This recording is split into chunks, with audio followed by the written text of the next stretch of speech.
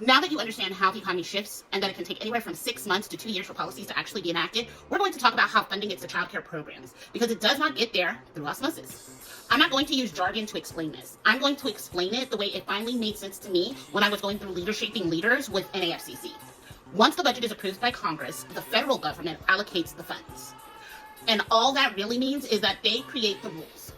They set the regulations. They decide what the money can and cannot be used for. They build the foundation. After that, the funding is sent to the states. The states don't just pass the money along. They take those federal rules and apply them to their own systems.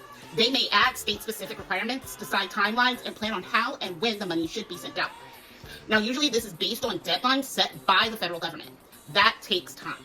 Once the state has a plan, the funding is sent to agencies like Child Development Resource Centers or similar organizations.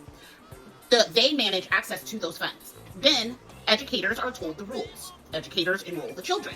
Families apply to access the funding. Eligibility is verified, paperwork is completed, and only then does the money actually reach child care programs. And even when it does, it is often not enough to cover the full cost of care. So providers are still filling in the gaps. So when people ask, why is this taking so long? Or why doesn't this money just show up? This is why. It doesn't move through osmosis, it moves through systems. And every system adds time.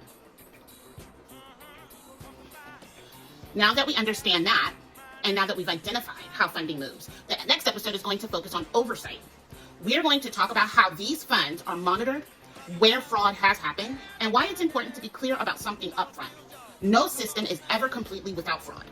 Tomorrow, we'll also talk about how fraud narratives impact state systems and how those responses almost always create more work for educators, not less. That's what we'll unpack next. Thank you so much for tuning in to this episode. I hope you pass this along to others.